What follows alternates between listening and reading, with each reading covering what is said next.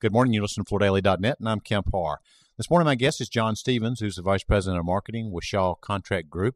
John, how you doing? I'm doing great, Kemp. How are you? I'm well. Thanks for being with me this morning. I know I've caught you on the West Coast. I wanted to talk to you about NeoCon. It was a couple weeks ago. What was your overall impression of the show?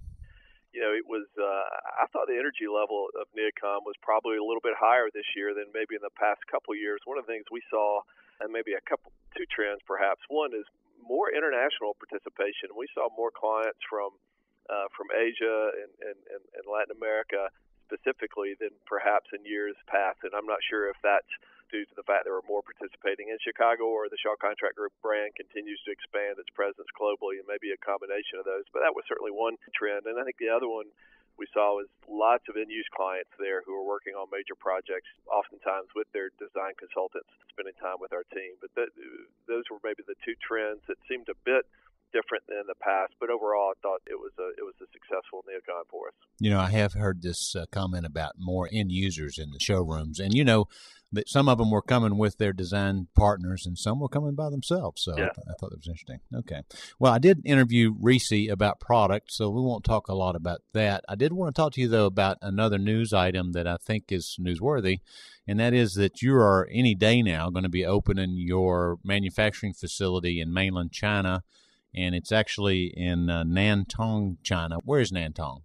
Nantong is about 90 miles outside Shanghai. Okay.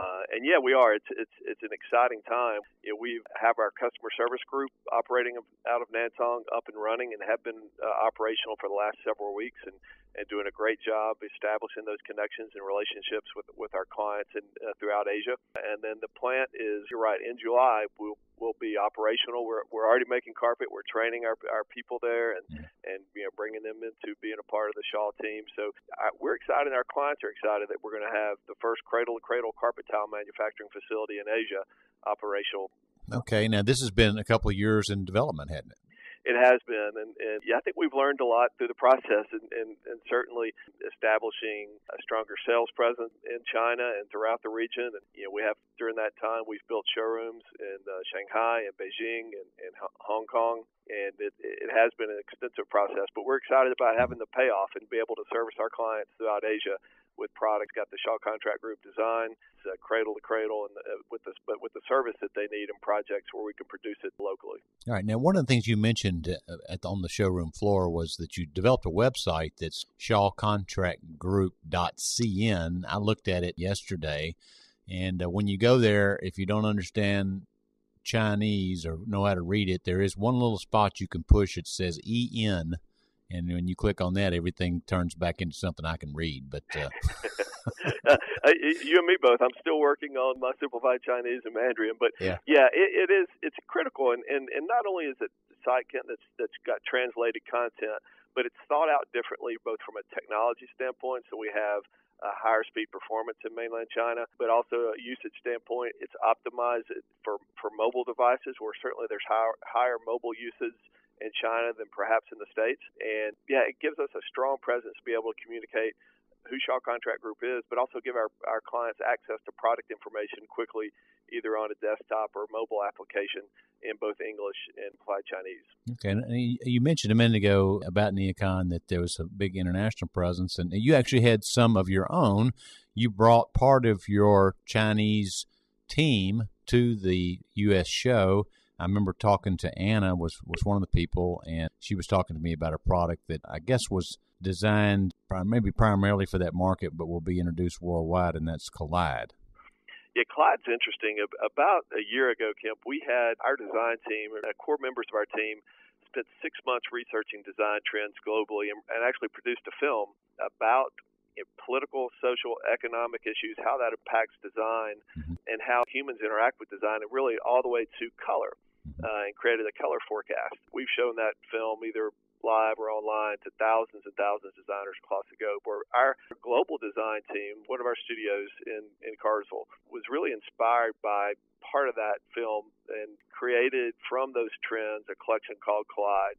And it's interesting because it is, as we're going to be doing with multiple collections, it's designed from our global team with really international influences, and Collide certainly specifically significant influence from Asia. but it'll be produced both in Nantong and in the States. So our perspective is to have world products. So it's going to be the same, EcoSolution Q nylon, the same EcoWorks backing. The only difference between Nantong and the States will be the back stamp, made in the U.S. or made in China, so our clients can have that consistent, high-quality Shaw Contract Group product around the globe.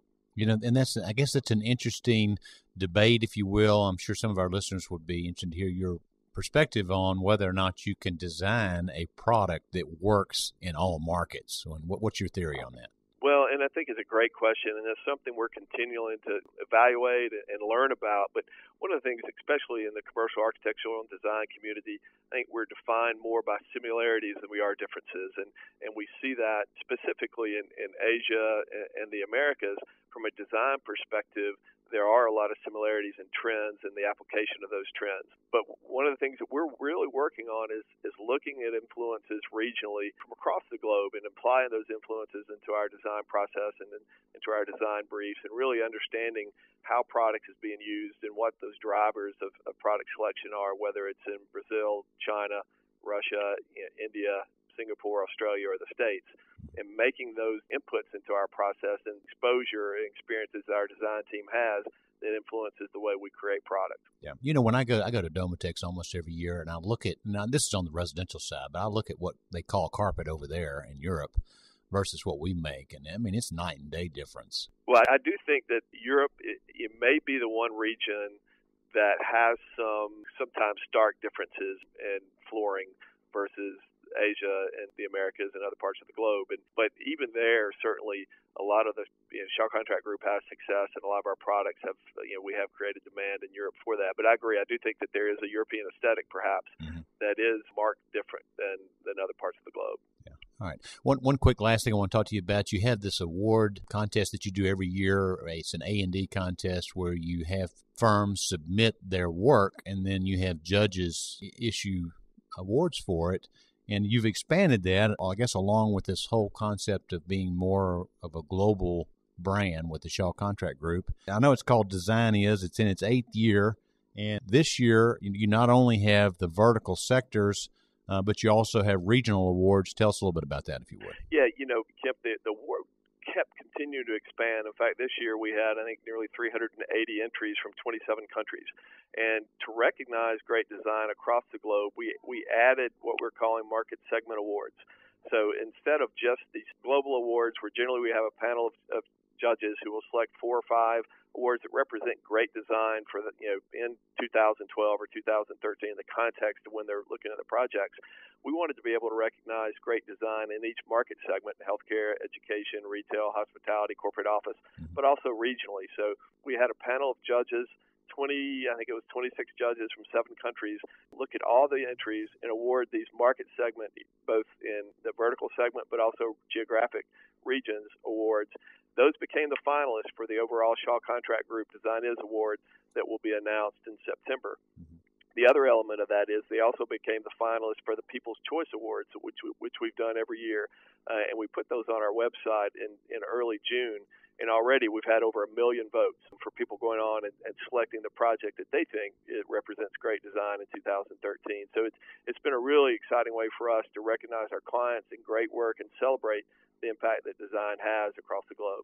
Yeah. Okay, great. Well, John, I wanted to just catch up with you, and good to talk to you again. Been talking to John Stevens, who's Vice President of Marketing with Shaw Contract Group, and you've been listening to Kemp, Harr, and FloorDaily.net.